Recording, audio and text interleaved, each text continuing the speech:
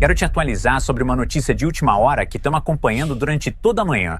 Segundo o presidente Trump, ele está enviando, abre aspas, uma armada massiva para o Irã. O anúncio foi feito esta manhã no Truth Social, enquanto as tensões continuam entre os Estados Unidos e o Irã. Ele diz: uma armada massiva está a caminho do Irã, está se movendo rapidamente, com grande poder, entusiasmo e propósito.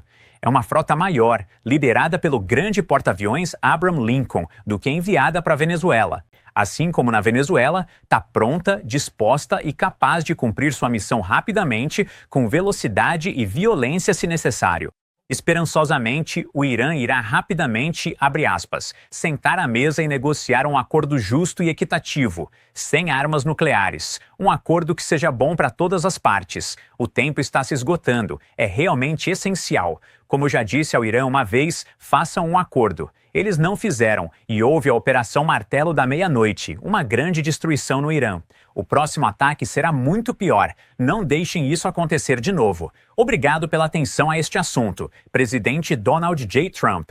Agora temos este vídeo que mostramos para vocês vindo do Irã nas últimas semanas, mais ou menos, e sabemos que ativistas estão dizendo agora que a repressão do Irã aos protestos nacionais já matou mais de 6.100 pessoas e muitos outros ainda são considerados mortos. O regime iraniano, por sua vez, argumenta que esse número é muito menor. O porta-aviões USS Abraham Lincoln e os destroyers de mísseis guiados que o acompanham proporcionam ao ZU a capacidade de atacar o Irã, conforme ouvimos dos Estados Árabes do Golfo, que essencialmente deixaram claro que desejam ficar de fora de qualquer ataque. Neste momento, gostaria de discutir tudo isso mais detalhadamente, então vamos chamar Jonathan Sai, analista do Irã na Fundação para a Defesa das Democracias. Muito obrigado por dedicar seu tempo para estar aqui conosco hoje. Olá, Josh. É um prazer estar com você. E, para começar, queria te perguntar sobre essa notícia de última hora. Você viu alguns dos comentários feitos pelo presidente Trump no Truth Social hoje de manhã sobre essa armada? Queria saber sua opinião sobre tudo isso. Então, comparando esse cenário com a Venezuela, o que pode acontecer, o cenário mais provável, é uma situação em que essa frota estará posicionada para bloquear o acesso do Irã ao mercado de petróleo, especificamente ao mercado ilícito de petróleo. Porque, sob a campanha de máxima pressão, esta administração tem buscado limitar, reduzir as exportações de petróleo iraniano a zero, especialmente aquele que está sendo transferido ilegalmente para a China.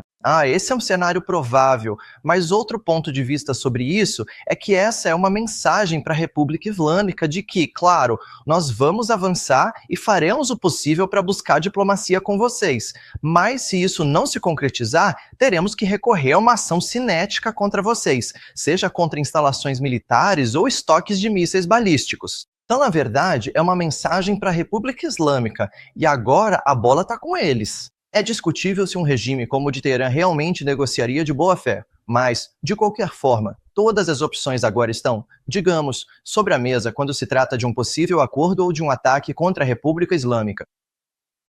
E é isso que o presidente Trump quer dizer quando disse nos últimos dias que tudo isso está, entre aspas, em fluxo, porque sabemos que dias atrás ouvimos o presidente Trump. Ele disse que as coisas meio que esfriaram em relação a qualquer plano de ataque militar do Venezuela. Parecia que isso realmente não estava mais acontecendo, não estava mais em consideração, mas agora você o ouve dizendo que está, entre aspas, em fluxo. O ponto de vista para analisar isso é que o primeiro ataque, que pode ter sido cancelado, provavelmente seria um ataque simbólico e na prática teria um alvo limitado. Agora, com reforços chegando, claro, a frota e outros elementos na região nos sinalizam que, se houver outro ataque, ele será de maior escala. Então essa é a verdadeira mensagem aí. Mas quando se trata de diplomacia com a República Islâmica, neste momento, é realmente difícil para nós avaliarmos qual é a influência que Teherã tem, quais cartas eles possuem. Depois da Guerra dos 12 Dias e depois da Operação Martelo da Meia-Noite, a República Islâmica realmente perdeu sua influência porque o programa nuclear deles foi alvo. Seus mísseis balísticos também foram atingidos, embora ainda continuem tendo o maior arsenal do Oriente Médio. No entanto, eles realmente não negociam sobre mísseis balísticos. Eles querem manter isso restrito a um acordo nuclear. Mas enquanto Washington, por outro lado, tem buscado algo maior do que simplesmente limitar o enriquecimento ou realmente ver uma nova versão do JCPA, a de 2015. No geral, o regime iraniano foi enfraquecido, digamos. Enfraquecido pelas ações do Zewala. Com certeza foi. Então, a maneira de enxergar isso é que existe um ângulo doméstico e um ângulo externo. No âmbito interno, vimos que o regime é inerentemente falido ideologicamente. Ele está cada vez mais dependente de procuradores estrangeiros para fazer o trabalho sujo em seu próprio território, o que significa que não só perdeu legitimidade entre sua população, mas também entre seus apoiadores. Externamente, o eixo da resistência está severamente enfraquecido. O Hezbollah não tem as mesmas capacidades que tinha há um ano. O mesmo vale para o Hamas e outras entidades também. Mas, mais importante ainda, as defesas aéreas deles estão fora de operação e eles não conseguiram restabelecê-las. Então, na verdade, as linhas de dissuasão deles estão diminuindo gradualmente. Portanto, é realmente uma grande oportunidade para Washington, Europa e Israel, neste caso, aproveitarem e capitalizarem esse momento anti-regime.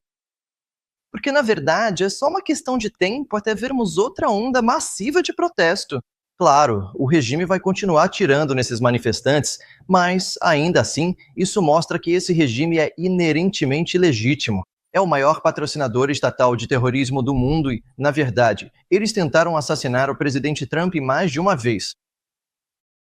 E eu tenho que imaginar que não é realmente uma surpresa estarmos ouvindo esses números contestados de vítimas vindos do regime iraniano. Porque, de novo, ativistas agora dizem que esse número já passa de 6.100, com mais pessoas temidas mortas, e basicamente o regime iraniano está dizendo, não, isso não é possível. Mas não é realmente uma surpresa ouvir esse número sendo contestado, certo? Com certeza não é. Infelizmente, o porta-voz diplomático da República Islâmica continua espalhando mentiras. Evidentemente, eles não vão admitir que massacraram o próprio povo, porque, primeiro, isso sinalizaria o quão ilegítimos eles são, mas também expressaria claramente que o regime cruzou oficialmente a linha vermelha do presidente Trump de assassinar manifestantes. Olha, ouvimos números chegando a 30 mil, o que infelizmente é crível, considerando as armas que estavam sendo usadas contra os manifestantes. Considerando que eles mobilizaram mais de 5.000 proxies terroristas que são treinados apenas para a guerra contra uma população desarmada. E se você olhar para o Irã,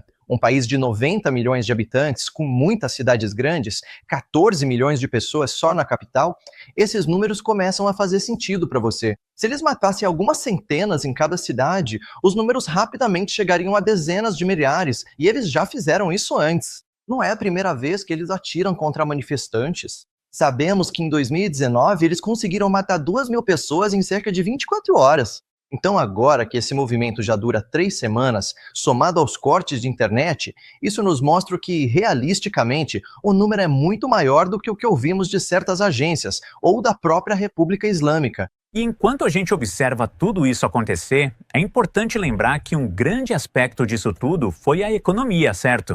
E a gente viu meio que, uma mudança, eu diria, na moeda lá no Irã, em relação ao valor dela. Você pode explicar isso para o pessoal que está assistindo?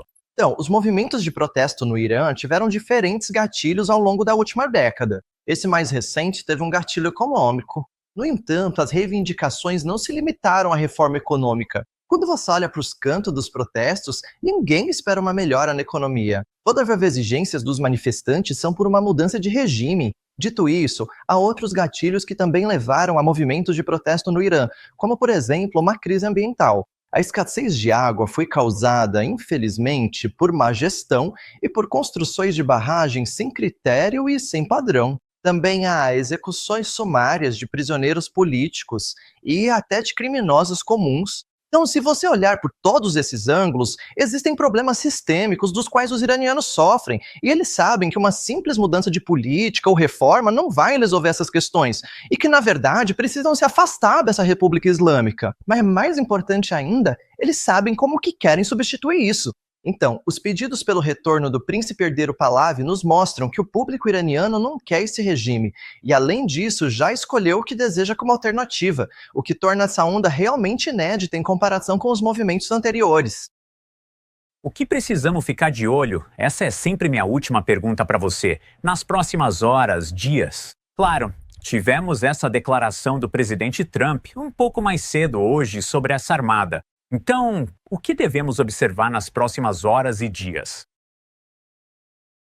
O ponto principal aqui é se Teherã realmente vai negociar de boa fé, ou se eles estão sequer dispostos a sentar à mesa de negociações. Mas mais importante, sobre o que eles vão negociar. Será que isso vai se resumir apenas ao destino de alguns quilos de urânio enriquecido, considerando que eles nem sequer têm capacidade de enriquecimento? Considerando que, depois da Operação Midnight Hammer, o enriquecimento da República Islâmica, pela primeira vez nos últimos 40 anos, foi interrompido, e esse foi o principal feito desse ataque. Então, para realmente aproveitar isso, é muito importante que esta administração saiba que seu adversário está no ponto mais fraco. Esse é um ponto crucial para ficar de olho. Mais exercícios aéreos. Eu sei que o CENTCOM anunciou que está realizando exercícios na região. Isso é um sinal. Mas, mais importante ainda, precisamos observar se as forças do regime iraniano vão adotar uma postura defensiva ou não. Também devemos observar a posição de Israel e se vão atacar a República Islâmica com os Estados Unidos. Há muitos fatores em jogo. Fique atento a movimentos militares ou sinais diplomáticos vindo da República Islâmica. Jonathan, muito obrigado, como sempre, por ajudar a esclarecer tudo. Muita informação aqui, então, realmente agradecemos. Tem algo que você queira acrescentar? Algo que deixamos passar antes de eu te liberar? Eu só destacaria que há esse movimento, mesmo que os protestos tenham diminuído até certo ponto, para o iraniano comum, esse movimento ainda não acabou. Para as coisas voltarem ao normal, considerando o nível da repressão, o estado da economia, o número de mortos, é muito difícil para nós imaginarmos um cenário para o dia seguinte. Para eles, não há outra saída senão seguir em frente, e o Irã tem o maior movimento anti-islamista do Oriente Médio, a população mais pró-americana, e na verdade agora é a hora de Washington capitalizar sobre isso para garantir que possa ter um aliado em uma região muito turbulenta. Tudo bem. Jonathan, muito obrigado por estar aqui conosco.